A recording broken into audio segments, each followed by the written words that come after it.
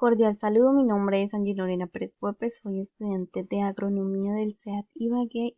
Esta es una exposición tarea cero que consiste en reconocer la microbiología y sus contribuciones en la agricultura sostenible. Mi grupo es el 30-30-19-82. Bueno, podemos empezar diciendo que la microbiología. Bueno, la primera pregunta que tenemos es ¿qué estudia la microbiología y por qué es importante? Entonces a eso podemos decir que la microbiología es la ciencia que estudia los microorganismos, bacterias, hongos, entre otros agentes como virus. Ella estudia la función y la manera en que se desarrollan en los diferentes hábitats. ¿Por qué es importante? Es importante porque de alguna manera los humanos, las plantas y los animales dependemos completamente de la actividad microbiana al momento de degradar la materia orgánica, lo que significa que son de gran importancia, ya que ellos son los que colaboran en el ciclo. Cuando, por ejemplo, la planta ya cumple su ciclo y pasa a ser materia, eh, la microbiología o estas son las que ayudan para que se descomponga. ¿Cuál es la principal diferencia entre los microorganismos procariotas y los eucariotas? Bueno, la principal diferencia es que las células procariotas no tienen núcleo, no tienen un núcleo definido, mientras que las eucariotas sí tienen un núcleo definido. Entonces, en las procariotas el material genético se encuentra disperso en el citoplasma. Y un ejemplo de las eucariotas tenemos la célula animal y la célula vegetal, que son las que están presentes en todo lado. ¿Cuáles microorganismos comprenden los eucariotas y los procariotas? Bueno, entre los eucariotas tenemos las algas, los protozoos, hongos, plantas y animales. Y las bacterias y las queas son las procariotas. Entonces, estas son las que comprenden cada uno de los microorganismos. Bueno, las 7 propiedades de las células microbianas. Entre ellas tenemos el metabolismo. Esto significa que los nutrientes del medio son utilizados en un nuevo material genético, celular, perdón. El crecimiento, pues entonces son transformados en nuevas células, Motilidad, pues quiere decir que permite a las células alejarse de las condiciones que son desfavorables para ellas para encontrar nuevos recursos y oportunidades de crecer en el ámbito. La diferenciación, pues con esto quiere decir que puede formar nuevas células mediante esporas. Comunicación, interactúan entre sí con diferentes células. Intercambio genético, los procariotas pueden transferir o aceptar genes de sus células para convertirse en ya sea la misma especie o diferente. Y tenemos la evolución, que quiere decir que las células, los nutrientes del ambiente, perdón, se transforman en nuevo material genético. ¿Qué factores controlan la abundancia y diversidad de las poblaciones microbianas? Pues bueno, entre estos tenemos lo primordial, que es el alimento. Es el principal que controla, pues necesita alimento para poder crecer.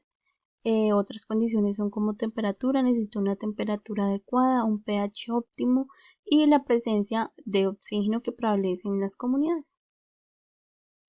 ¿Cómo se clasifican los microorganismos de acuerdo a las condiciones de su hábitat o en el ámbito en que viven? Bueno, son acuáticos, entre ellos pues tenemos algas, son acuáticos, quiere decir que son el mar, lagos, ríos, corrientes, hielo. Terrestres pues se encuentran en suelos y subsuelos, y organismos superiores, esto quiere decir que se encuentran en el interior de plantas o animales.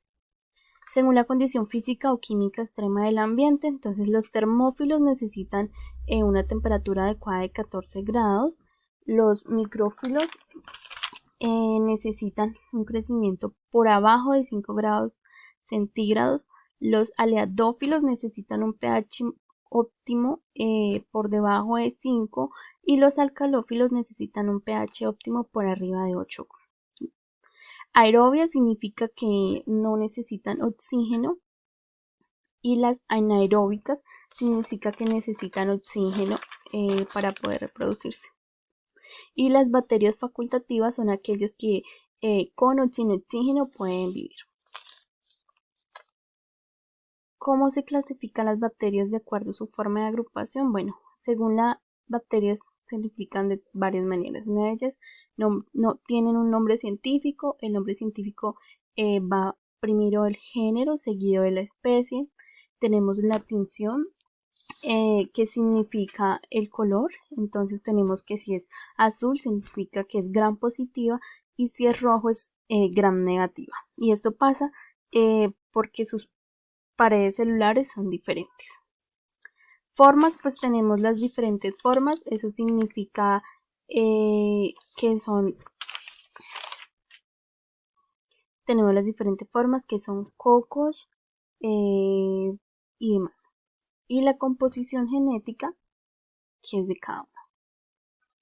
¿Dónde se encuentran los microorganismos en la Tierra? ¿Cómo se encuentran Dios? Bueno, los microorganismos los encontramos en todo lado, en el suelo, en el agua, los animales, las plantas, dependen del hábitat, entonces están distribuidos en los diferentes hábitats, depende si es caliente o frío, si es ácido demasiado acústico o si es salado o básicamente estresante. Bueno, los microorganismos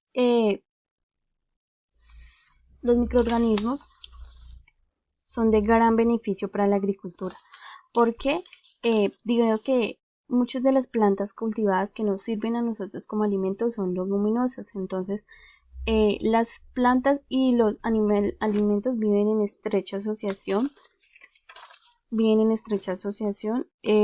ya que son capaces de ajustar las necesidades hídricas de la planta, realizar que el pH aumente la fotosíntesis y demás. ¿Por qué es importante la biorremediación microbiana del suelo? Bueno, esto es demasiado importante porque la biorremediación consiste en la aplicación de microorganismos, ya sean hongos, sean plantas o enzimas, para restaurar el medio ambiente. ¿Qué estrategia le llama la atención y por qué? Bueno, una de las estrategias que me gustaría o que me llama la atención es la fitoextracción. Entonces, pues en esto podemos decir que la fitoextracción se refiere a la absorción de contaminantes del suelo por medio de la raíz. Entonces, lo que hace la raíz es absorber todos esos contaminantes que tiene el suelo y de alguna manera lo elimina para buscar a largo plazo una limpieza en el suelo o en la planta. Bueno, en esa seleccioné en la tabla número 2 asociada en su región, mencioné brevemente cómo sería la acción microbiana del microorganismo. Entonces seleccionó la Agrobacterium. Entonces es importante ya que pues en esta zona o en muchas zonas del país de Colombia las personas todavía siguen usando glifosato. Entonces el glifosato es un cultivo pues sabemos que mata todo a su alrededor. Entonces pues el Agrobacterium lo que hace es utiliza el glifosato como una fuente de fósforo y energía y pues esto nos ayuda mucho. Bueno, pues eso es un pequeño exposición de lo que realicé. Aquí tenemos las referencias bibliográficas y pues tenemos el pantallazo de Turnitin. Entonces muchas gracias y espero que esto sirva.